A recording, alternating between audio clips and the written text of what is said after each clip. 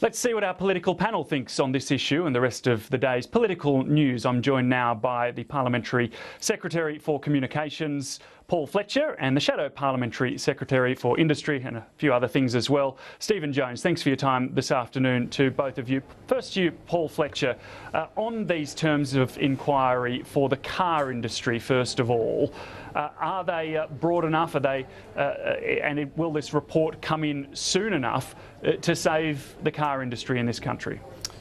Well, good afternoon, David. And the Minister for Industry, Ian Macfarlane, and the Treasurer, Joe Hockey, have announced the terms of reference for this inquiry.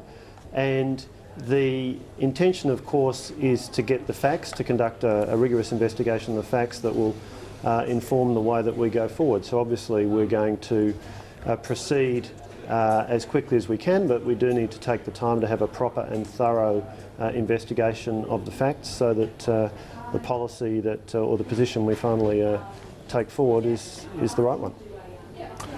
Stephen Jones, it seems the government is backing up its talk of calm, methodical government when it comes to this review into the car industry. Is this the right approach, or is more urgency needed?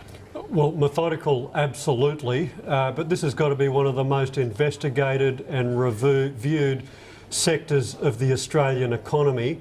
Not for no reason. Over 55,000 people are directly employed, close to 250,000 indirectly employed. One of the most capital-intensive areas of our economy.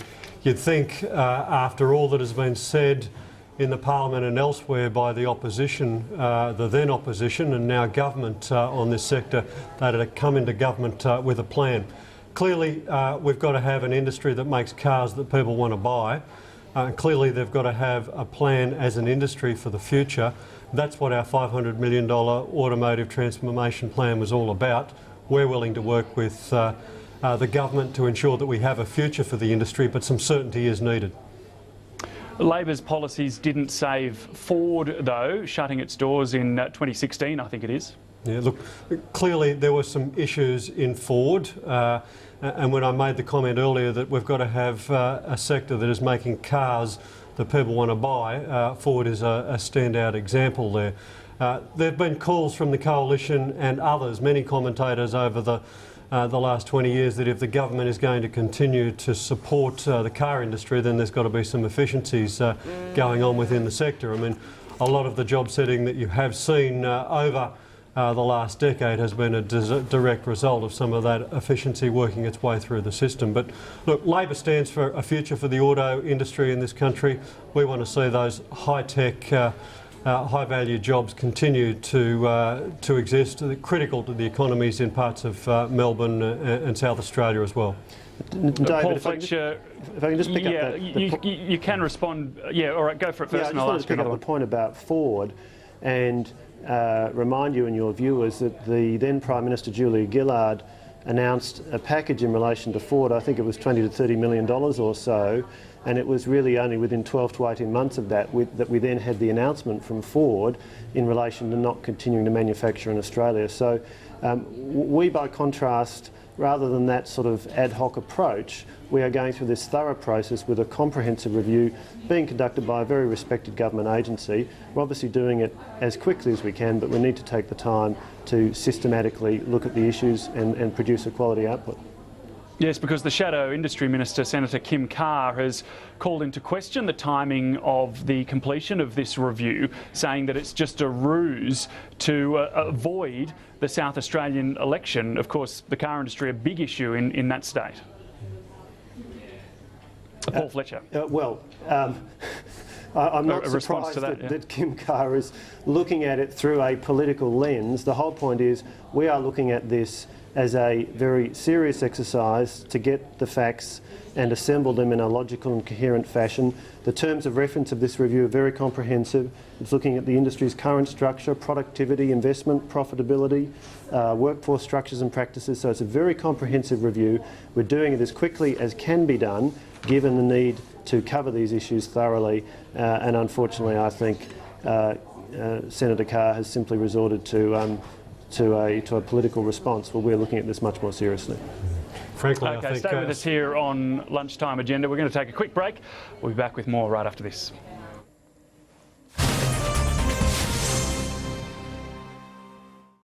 There's no better bet than a sporting bet. That's why we created Best Tote Plus. You're guaranteed the best price of the 3 totes plus an extra 5% on top of your winnings on all Australian thoroughbred races. So with Best Tote Plus, when you're on the right horse, you'll always finish in front of the tabs. It's only from Sporting Bet, so download the app or go to sportingbet.com.au to beat the tabs every race, every time. Just another reason why there's no better bet than a sporting bet.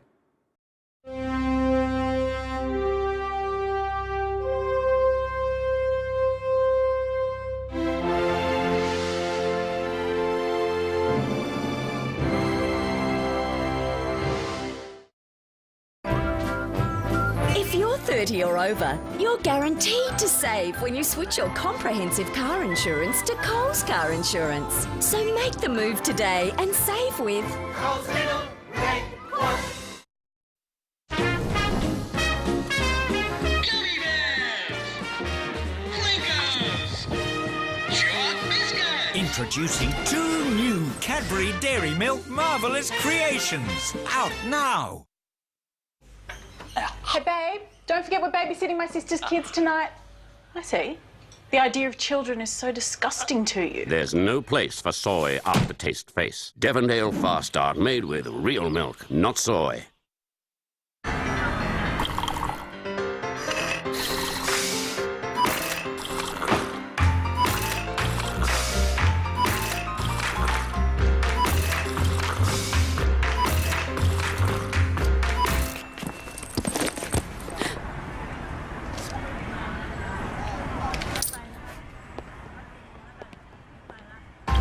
Visa Pay Wave. For purchases under $100, just wave and go. Syria's children share the same dreams and hopes as Australia's children, but their lives are being destroyed by a war that has killed nearly 7,000 children and forced 3 million more to flee their homes. The survivors are desperate for food, water and shelter. Save the Children is on the ground saving and protecting lives, but more children urgently need your help. Please donate today and give them hope. Call 1800 760011 or visit savethechildren.org.au. Thank you. At the precise moment a tomato hung heavy on its vine, quinoa was picked by the boxful, wheat was harvested, lettuce was plucked from the ground, cheese ripened perfectly, and delicious combinations of seeds and grains were skillfully kneaded together. And now, all these ingredients are about to become even more delicious together. It's not just bread, it's Helga's.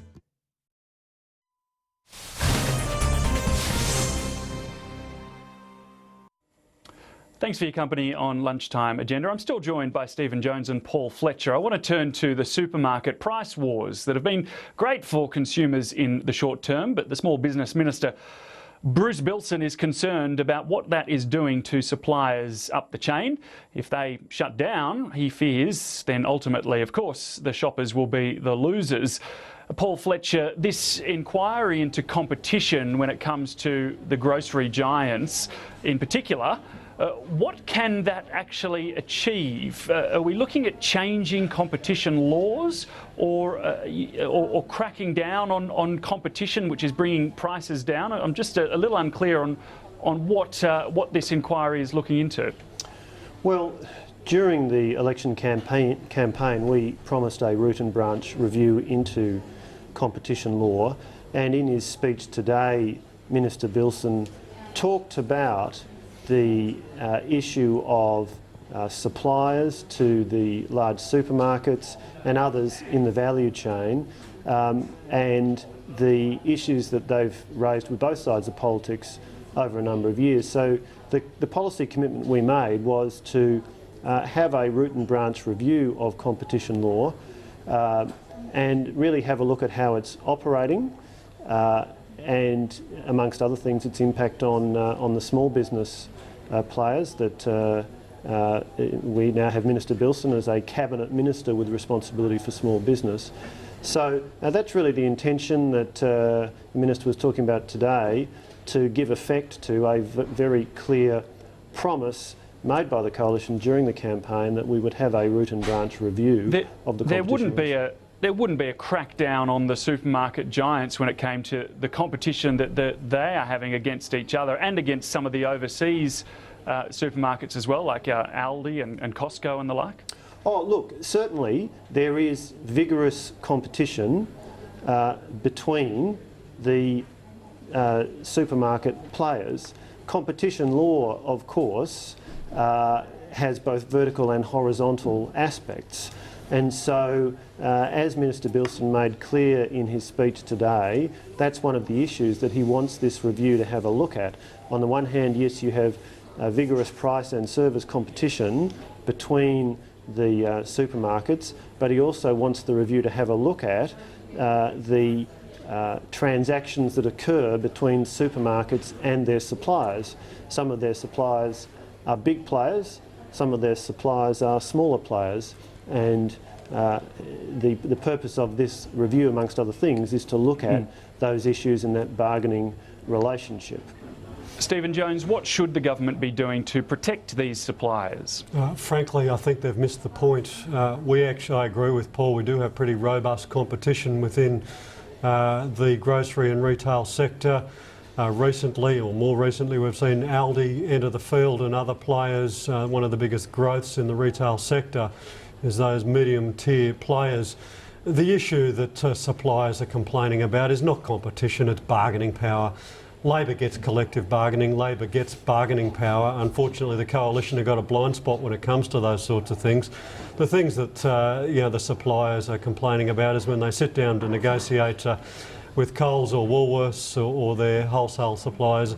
It's not a negotiation, it's here's the contract, take it or leave it, and every year they're clipping the ticket and coming back with less and less in terms of margin. That's the real issue, and until the coalition grasps that nettle, we will see continued pressure for the suppliers and both the goods suppliers and the service suppliers to these large retail giants. Isn't it interesting that the moment Stephen hears the word bargaining, he can't help but add in the word collective? It must be those old union official instincts coming out. Look, the reality is that bargaining power as between companies at different stages in the value chain, from retail up to wholesale and so on, is certainly a competition issue. It's always been understood to be a competition issue, and that very much falls within the scope of the issues that this review is intended to have a look at, and most importantly, an opportunity for those who have concerns about practices in this sector to come forward and put the evidence so that that can then be carefully assessed. So again, a thorough and careful look at the evidence with a view to determining whether any changes to policy are needed. And again, very characteristic of the way the Abbott government is operating, methodically, calmly, working through the issues consistent with the promises that we made during the campaign and previously, and making sure that any decisions we make are very soundly based on a thorough look at the evidence. Well, the reports have been coming down thick and fast today because the Climate Change Authority, which is an apolitical government body, has handed down its report on what it believes the emissions reductions targets should actually be. Currently they're 5%. That is a 5% reduction on 2000 levels by the year 2020. The Climate Change Authority says that's not good enough and has recommended in its draft report 2 options, either 15% by 2020 or 25% by 2020. Paul Fletcher, is that realistic? Well, the government won't be changing the target. We've made that clear. It is worth making the point that that 5% reduction target is a reduction on 2000 levels. So in 2000, emissions from Australia were about 550 million tonnes. So they need to get down to 520, 530, in other words 5% less than that. Now on a business as usual basis, we would be likely to be in the high 600s by 2020. So it's actually a pretty demanding cut that both the Coalition and the Labor Party have committed to. There is bipartisan support for this 5% reduction target. It's been there for quite a while, and it is significant and demanding, and the direct action plan is the policy means that we are pursuing to achieve that target. Stephen Jones, should that target be revisited? Look, we should continually to be guided by the science and the economics on this issue, and Paul and his government have said a lot over the last few weeks about their commitment to method and evidence. It's just unfortunate in this area they refuse to acknowledge the evidence of the economists and of the scientists, and have committed themselves to something called direct action, which is indirect, and there's no action involved. What we know is, and every expert is telling the government this, their plan won't work. And it's probably the reason that they accept their plan won't work is that the legislation that they've put out for exposure and comment removes the legislated legal limit on carbon emissions. That is, they're removing the legal requirement to reduce those emissions. They may still say they've got a target, but nothing they are doing, in fact everything they are doing, including removing their obligation to meet this target within the law, is pushing that objective further and further away. I guess, as Malcolm Turnbull himself said, this is the sort of policy you adopt when you actually want to junk it in the first place. Well, scientists and many economists, Stephen Jones, have also recommended that that 5% target should be raised, as this report today suggests. So I'll ask you again, should it be raised? Look, what we should be doing is putting in place policies which enable us to meet our existing target and have a plan to reduce our target, reduce our carbon emissions over time. That is, to put in place more aggressive carbon reduction plans in place. In fact, Labor went into the last election with exactly that policy, an objective of significant reductions out to 2050. So we're already on target to do exactly that. And of course, we're almost out of time, but I just wanted to ask you, Paul Fletcher, about an area in your portfolio, that being communications, and the continuing ban on Huawei and involvement in the national broadband network. George Brandis has said after security briefings he's going to continue on with the government's policy. But could there be any role, do you believe, for Huawei in the NBN? You've seen the statement from Attorney General Brandis in which he made the point that no decision has been made by the new government to change the existing policy, the position we inherited from the previous government. I don't really have anything more to add to that. OK, we have to leave it there. Stephen Jones and Paul Fletcher, thanks so much for your time on Lunchtime Agenda today. Thank you very much for your company at home. I'm David Lipson. That's all for the show. We'll be back at the same time tomorrow, but the news is coming up next with Selena Edmonds and Newsday. Don't go away.